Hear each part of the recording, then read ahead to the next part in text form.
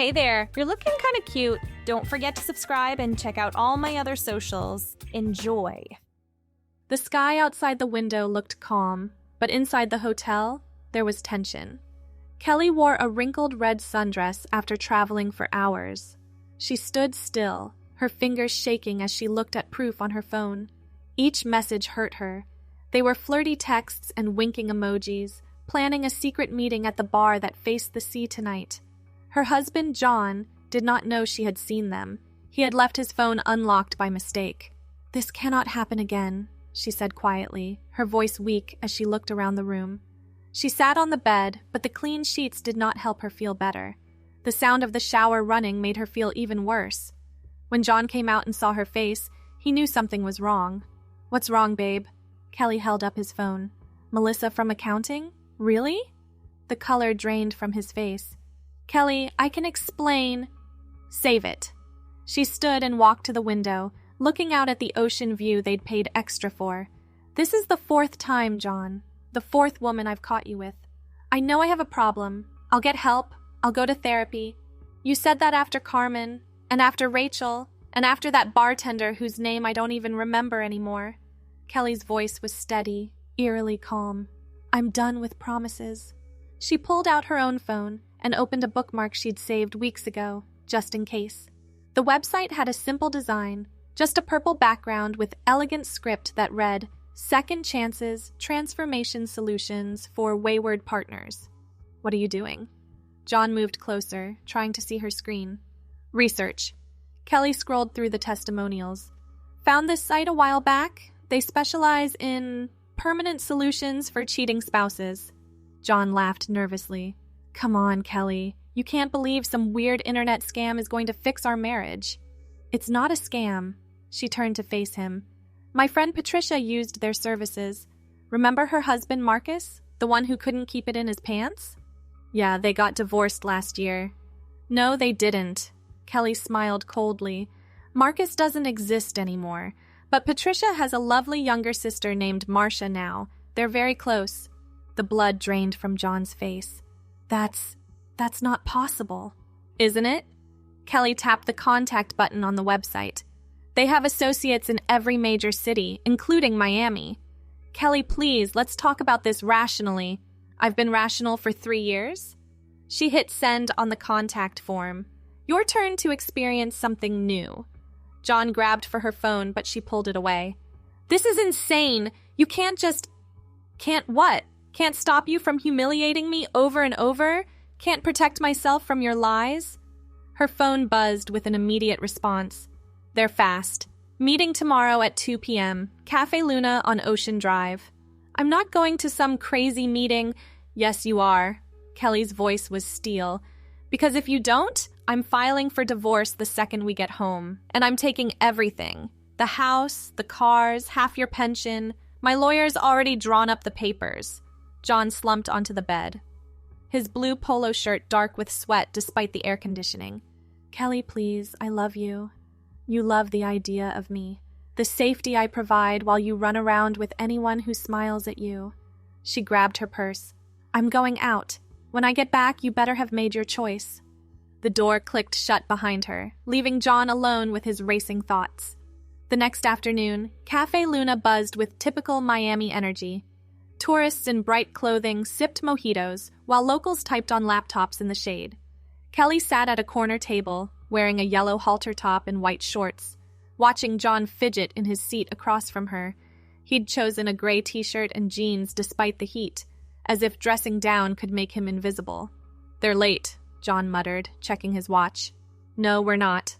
A woman in a purple blazer appeared beside their table, seemingly from nowhere. Her companion, a man in a matching purple tie, pulled up chairs. "Kelly, wonderful to meet you in person. I'm Diana, and this is my associate, Robert." Diana's age was impossible to guess. She could have been 30 or 50, with silver-streaked black hair and eyes that seemed to see everything. Robert was younger, maybe late 20s, with a tablet already out on the table. "Thank you for coming," Kelly said. "Our pleasure." Diana signaled the waiter. 4 Cuban coffees, please." She turned to John. "You must be the subject." "My name is John." Not for much longer. Diana smiled warmly. Kelly's filled us in on your recurring issues. We're here to help. This is kidnapping, John hissed. Or extortion, or... It's an intervention. Robert spoke for the first time, his voice surprisingly gentle. Every client who comes to us does so voluntarily. You're here, aren't you? My wife threatened, to divorce you. Yes, that's usually how it starts. Diana stirred sugar into her coffee as the waiter delivered their drinks. Let me explain what we offer. Our process is comprehensive, permanent, and most importantly, it works. We don't just change your body, we reshape your entire reality. Kelly leaned forward. Tell him about the memory adjustment. Ah, yes, that's Robert's specialty. Diana nodded to her colleague. Once the physical transformation is complete, we can alter memories, both yours and those of everyone in your life. As far as the world will be concerned, you've always been who you become.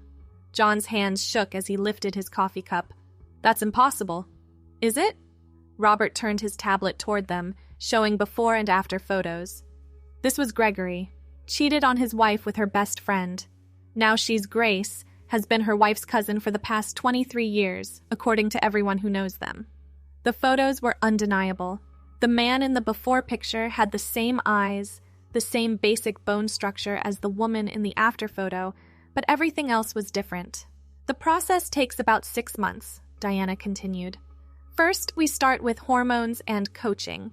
You'll live as a woman full-time from day one. Then, once your body has adjusted, we handle the surgical modifications if necessary. Finally, the memory integration. I won't do it. John pushed back from the table. Then I file for divorce tonight. Kelly's voice was calm. Your choice. John looked between the 3 faces watching him. What would I become? Diana smiled. That depends on Kelly. She gets to design your new identity. Age, appearance, personality traits. Within reason, of course. We can't make you younger than 18 or older than 30, but otherwise she has creative control. I've already decided, Kelly said. 20 years old, my younger sister. Brown hair, same as your natural color now. We'll just grow it out long. Sweet, supportive, focused on her career instead of chasing every pretty face she sees. Sister? John's voice cracked. I always wanted one. Kelly met his eyes. Someone I could trust. Someone who'd never betray me. The sisterly bond is one of our most successful transformations, Robert added. The emotional connection tends to override any lingering romantic or sexual attractions. This is sick. John stood up, but Robert's hand on his shoulder gently pushed him back down. The alternative is losing everything, Diana reminded him. Kelly's been more than patient. How many chances has she given you? John's shoulders sagged. The fight went out of him like air from a punctured tire. If I agree, what happens next? We start immediately. Diana pulled a contract from her purple leather bag. Sign this, and Robert begins the first phase tonight. By tomorrow morning, you'll wake up as Jennifer. Jennifer? Your new name, Kelly said. Jennifer Marie Thompson. My baby sister who's been living abroad and decided to come stay with me for a while. John stared at the contract. The legal language swam before his eyes, but certain phrases jumped out. Permanent transformation, irrevocable changes, complete identity reassignment. What about my job? My friends? Jennifer will be starting fresh, Robert explained. Fresh out of college, looking for her first real job. Your current position will remember you giving notice and moving away. Your friends will gradually forget you existed or remember you differently. But I'll remember? For a while. Diana's tone was almost sympathetic. The memory adjustment is gradual. You'll know who you used to be, but it will feel more and more like a dream. Eventually, you'll only remember being Jennifer. Kelly reached across the table and took his hand. It's better this way. You'll be happy. John looked at his wife, soon to be his sister, and saw no mercy in her eyes, only determination. With a shaking hand, he picked up the pen. Sign here, here, and initial here. Robert pointed to the marked spaces. Each signature felt like another piece of his identity falling away. When he finished, Diana tucked the contract back into her bag and stood. Excellent. Robert, why don't you take John back to the hotel to begin? Kelly and I need to discuss some details. John found himself standing, following Robert out of the cafe in a daze. The Miami sun felt different somehow, as if it was already shining on someone else. Back at the hotel, Robert set up what looked like a medical kit in the bathroom. First things first, he said, pulling out a syringe. This is a concentrated hormone cocktail. It'll jumpstart the process. Will it hurt? Less than what you've put Kelly through. Robert's hands were steady as he prepared the injection. Roll up your sleeve. The needle went in smooth.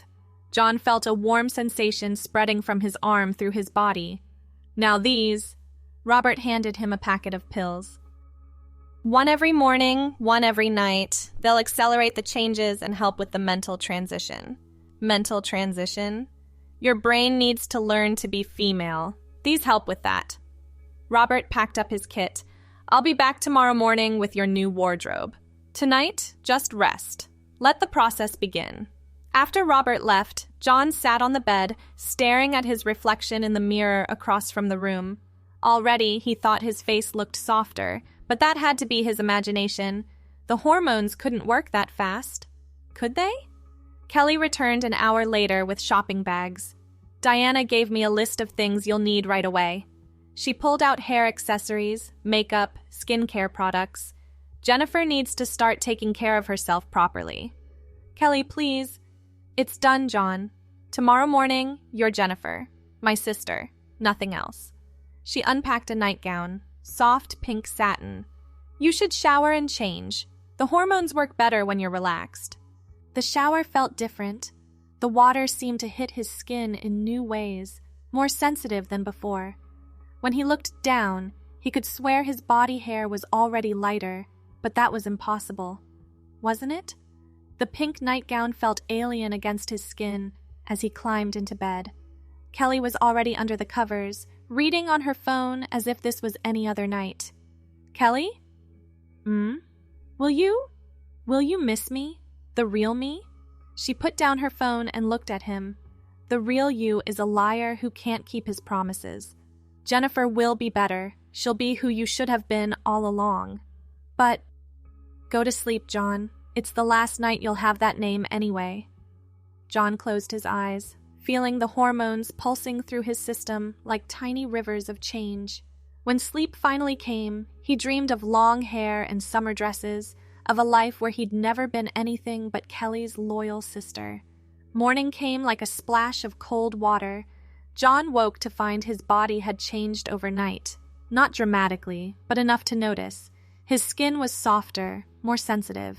His chest felt tender, swollen. When he looked in the mirror, his face had a different quality to it, though he couldn't quite pinpoint what. A knock at the door made him jump. Kelly was already up, wearing a green tank top and jean shorts, answering it with a smile. Robert! Right on time! Robert wheeled in a rack of clothes and several boxes. Good morning, Jennifer. How are you feeling? The name hit like a physical force. I'm John. No. Robert's voice was firm but kind. John went away last night. You're Jennifer now. The sooner you accept that, the easier this will be. He handed over a pile of clothes. Let's start with the basics. This is your outfit for today. The clothes were simple but undeniably feminine. A white sundress with small blue flowers, white sandals, a light cardigan in case of air conditioning, undergarments that John, Jennifer, didn't know how to put on properly. I'll help, Kelly said, ushering him into the bathroom. Her hands were clinical as she showed him how to fasten the bra, how to adjust everything properly. You'll learn. Give it a few days and it'll be second nature. When Jennifer emerged from the bathroom in the complete outfit, Robert nodded approvingly. Much better. Now let's work on your walk. The morning became a crash course in femininity. How to walk in sandals, smaller steps, hips forward. How to sit in a dress, knees together, smooth the skirt down. How to carry a purse, over the shoulder, not clutched like a football. Your voice will change naturally with the hormones, Robert explained. But for now, speak from your upper chest, not your throat. Softer, lighter. Like this? Jennifer tried, wincing at the awkward pitch. Better. Keep practicing. He pulled out a makeup kit. Now let's cover the basics. You won't need much. At 20, Jennifer has that natural glow. Just some mascara, lip gloss, maybe a touch of blush. Kelly watched from the bed, occasionally offering advice. Jennifer would wear watermelon lip gloss, not cherry. She's more subtle than that. By noon, Jennifer was exhausted. Every movement required thought. Every word had to be measured. But when she caught her reflection in the mirror, she saw a young woman looking back. Not quite pretty yet, but getting there. Time for lunch, Kelly announced. Jennifer's first time out in public. Panic flashed across Jennifer's face. I can't. People will know. No one will know anything. Robert handed her the white purse he'd brought. You're just a girl having lunch with her sister. Nothing unusual about that. The hotel restaurant was busy with the lunch crowd. Jennifer felt like everyone was staring, but when she looked around, no one paid them any special attention. The waiter called her Miss without hesitation when taking their order. See? Kelly smiled across the table. You're doing fine. This feels wrong. Jennifer's voice was barely above a whisper. It feels new, there's a difference. Kelly reached over and squeezed her hand. Remember, you're my sister now. I'll take care of you. After lunch, Robert took them to a salon he'd booked in advance. Time to do something about that hair. The stylist, a chatty woman named Maria, didn't question why a young woman had such an awkward short haircut. Starting fresh, honey? We'll get you fixed up. She added extensions that matched Jennifer's natural brown color perfectly, creating a shoulder-length style with subtle layers. You'll want to grow it out naturally, but this will do for now. Jennifer stared at her reflection. With the hair, the clothes, the trace of makeup, she looked like a completely different person. John was disappearing piece by piece. That evening, Kelly took her shopping. You need a complete wardrobe. Jennifer's style is feminine but practical. Sundresses, cute jeans, comfortable shoes. Nothing too revealing. Store after store, outfit after outfit. Jennifer's feet ached in the sandals, but Kelly was relentless. By the time they returned to the hotel, they had enough clothes to last a month. Tomorrow we fly home, Kelly said as they packed. Jennifer's new life starts for real. What will people say? The neighbors, your friends, they all know me as John. Kelly smiled. Robert's team is handling that tonight. By tomorrow, everyone will remember you differently. Some won't remember John at all. Others will have vague memories of Kelly's husband who left town for work. But everyone will know Jennifer, Kelly's sweet younger sister who's been studying abroad. That's not possible. Drink this. Kelly handed her a small blue bottle. Diana said it would help with the transition. The liquid tasted like berries and mint. Almost immediately, Jennifer felt a strange sensation, like her thoughts were being gently rearranged. What was that? Insurance. Kelly helped her into the pink nightgown. To make sure you don't have any second thoughts about who you are. Sleep came quickly, filled with dreams that felt more like memories. A childhood as Kelly's little sister, high school graduations and college applications, years spent studying in Europe, always missing her big sister back home. By morning, the dreams felt more real than John's memories. The flight home was uneventful. Jennifer found herself naturally falling into her new role, the excited younger sister returning home after too long away. When Kelly pointed out landmarks from the airplane window, Jennifer responded with genuine enthusiasm, as if seeing them for the first time. Their house, Kelly's house now, though Jennifer would be staying in the guest room, felt both familiar and strange. Photos on the walls showed the two sisters at various ages, though Jennifer couldn't quite remember when they were taken. I had Robert's team redecorate your room, Kelly said, opening the door to what used to be John's home office. Now it was a cheerful bedroom in shades of lavender and cream, clearly decorated for a young woman. It's perfect. The words came out naturally, and Jennifer meant them. Days turned into weeks. The hormones worked their steady magic, softening angles, redistributing weight, creating curves where none had existed. Jennifer's voice settled into a pleasant feminine register. Her movements became naturally graceful. Kelly enrolled her in acting classes. "You always loved theater in high school," she said, and Jennifer found herself nodding, remembering school plays that John had never been in. The classes were a revelation. Jennifer threw herself into them with passion, discovering a talent for becoming different characters. Ironic, considering her own transformation. Her classmates, all aspiring actors in their early 20s, accepted her immediately. "You're really good," said Marcus, a handsome guy who kept trying to flirt with her after scene study. "Have you done any professional work?" "Not yet," Jennifer smiled, feeling oddly confident, "but I'm hoping to start auditioning soon." Kelly was supportive but protective, screening potential auditions, making sure Jennifer wasn't taking on too much too soon. "You need to pace yourself. Build your skills first." 3 months in, Jennifer could barely remember being anyone else. The memories of John felt like an old movie she'd watched once, interesting but not really connected to her life.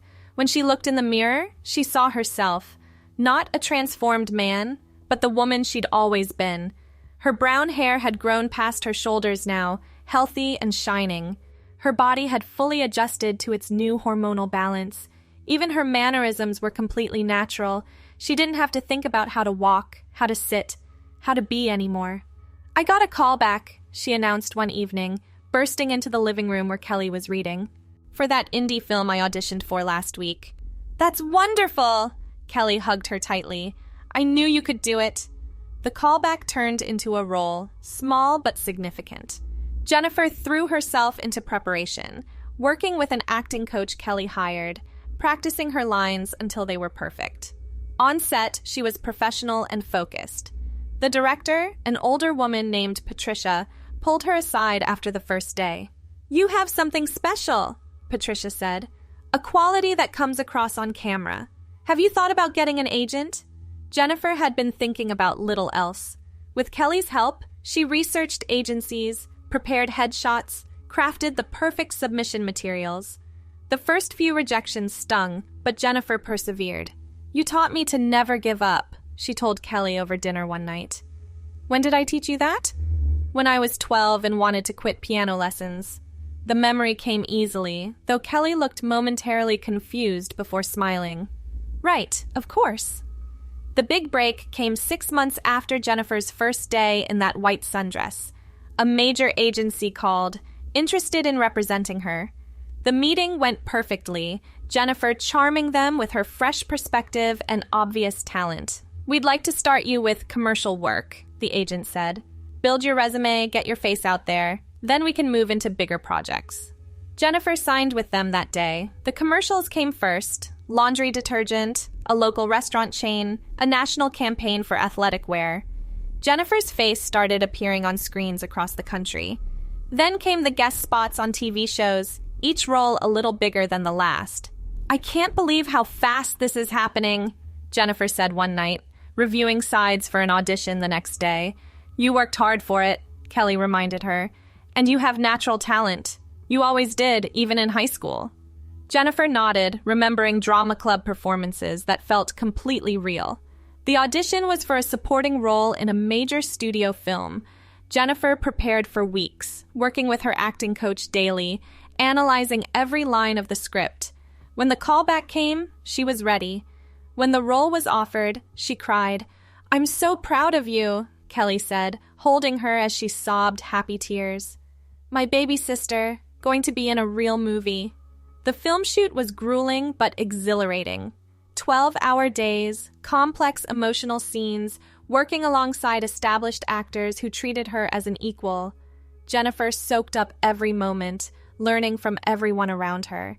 "You're going to be a star," her co-star told her after they wrapped a particularly difficult scene. "Mark my words." The premiere was a blur of flashing cameras and red carpet walks.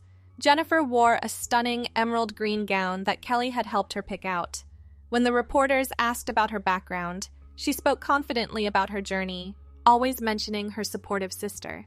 "Kelly believed in me when I didn't believe in myself," she told one interviewer.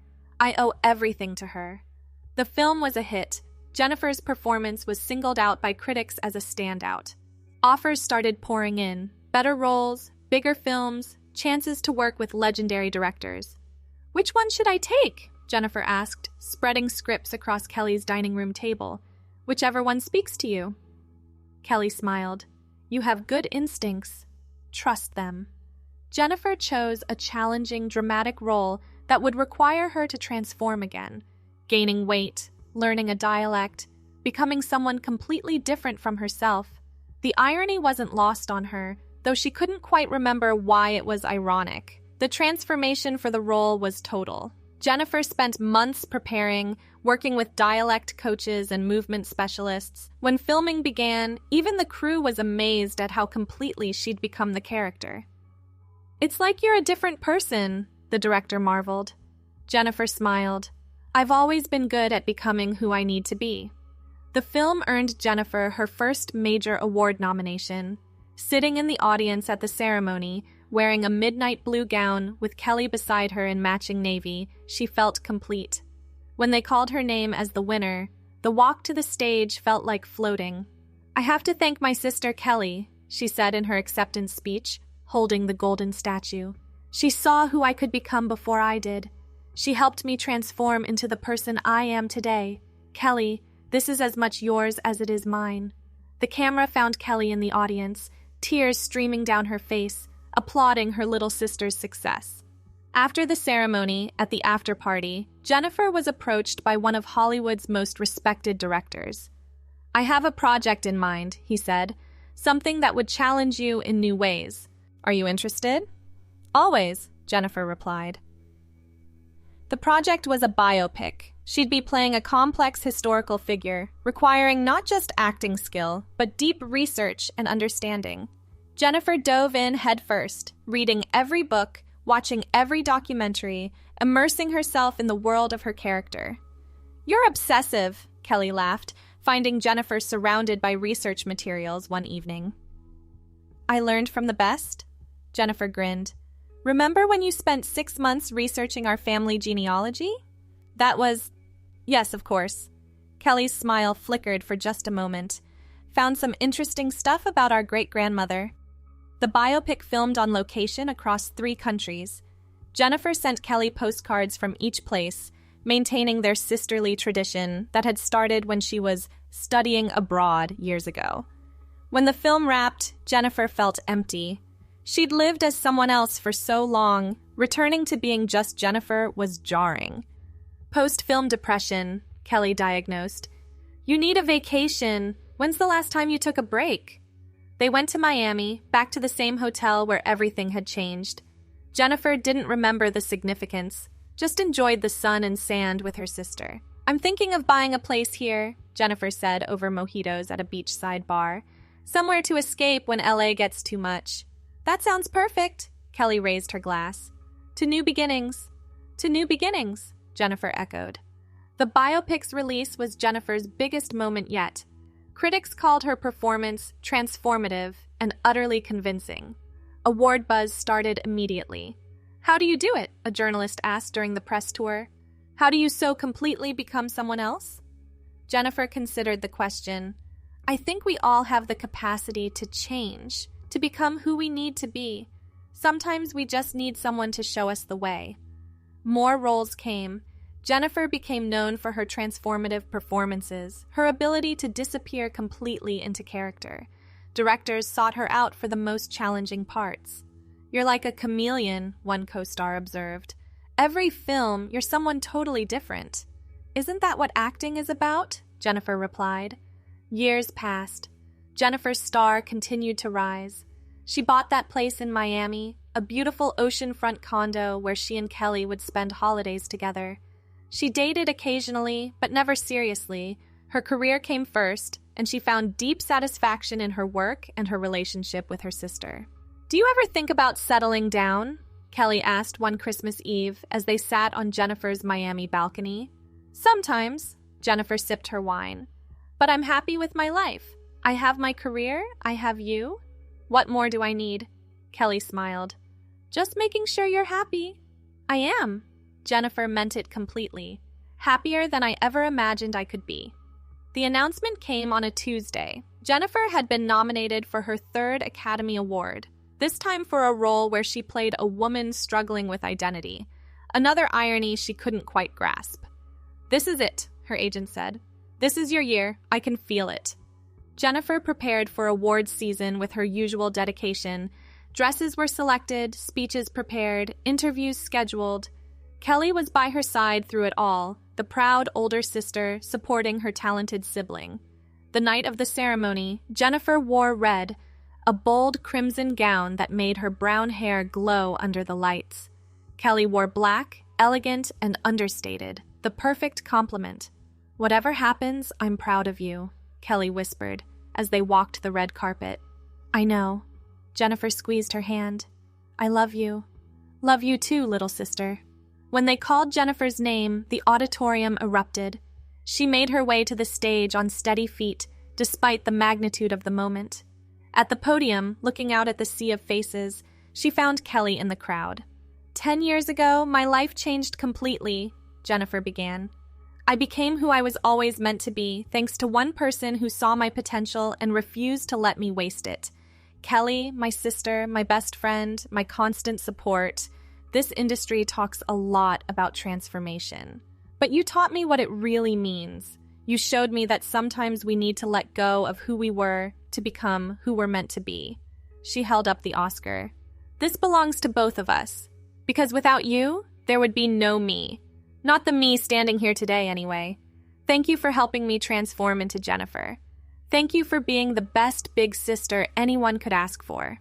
In the audience, Kelly wiped away tears, remembering a hotel room in Miami, a desperate decision, and a transformation that had saved them both in ways she'd never expected. After the ceremony at the Vanity Fair party, Jennifer was the center of attention. Directors, producers, fellow actors, everyone wanted to congratulate Hollywood's newest Oscar winner. But Jennifer kept looking for Kelly, making sure her sister was included in every conversation, every photo. "You two are so close," a reporter commented. "What's your secret?" Jennifer and Kelly exchanged a look that held years of shared experience. "We just understand each other," Jennifer said simply. "Always have. Even when we were kids," Kelly added. "Jennifer was always my little shadow." "Still am," Jennifer laughed, linking arms with her sister. Later that night, back at Jennifer's house, they sat in the kitchen eating ice cream straight from the container, a sisterly tradition after big events. "Do you ever wonder what would have happened if things had been different?" Kelly asked suddenly. Jennifer looked puzzled. "Different how?"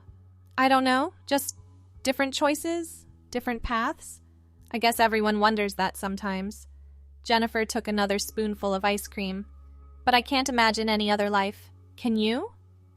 Kelly looked at her sister, really looked at her. The confident, successful woman across from her bore no resemblance to the man she'd once married. Even the eyes were different now, bright with joy and purpose instead of shifty with guilt. "No," Kelly said finally. "I can't imagine anything different. This is exactly how it was supposed to be." Jennifer smiled, that brilliant smile that lit up movie screens across the world. "Good, because I like our life. I like who we are together." "Me too, Jen. Me too." They finished the ice cream in comfortable silence, two sisters celebrating another milestone in a life that had taken an unexpected turn but arrived exactly where it needed to be. The next morning brought a flood of congratulations. Jennifer's phone rang nonstop with offers, opportunities, chances to work with the best in the business. She fielded each call professionally, discussing projects with Kelly, making decisions based on artistic merit rather than money or prestige. "What about this one?" Kelly held up a script. "Period drama, shooting in England. You'd play Queen Elizabeth. The first or the second?" "The first, the Virgin Queen. Lots of wigs and costumes." Jennifer grinned. "You know I love a good transformation." They spent the day planning Jennifer's next moves, mapping out a career trajectory that would challenge her while maintaining the life balance she'd worked hard to achieve. "I want to start producing too," Jennifer announced. "Finding stories about transformation, about people becoming who they're meant to be." "That's a great idea," Kelly made notes. "We could start a production company, sisters doing it for themselves." Thompson Sisters Productions, Jennifer said immediately. Has a nice ring to it. As the sun set over Los Angeles, painting the sky in shades of pink and gold, Jennifer stood on her balcony overlooking the city. Kelly joined her, bringing 2 glasses of champagne. To transformation, Kelly raised her glass. To sisters, Jennifer countered. To us, they said together, clinking glasses. Thanks for watching. Don't forget to check out my other socials if you want more content, early access, behind the scenes, and more. All links down below.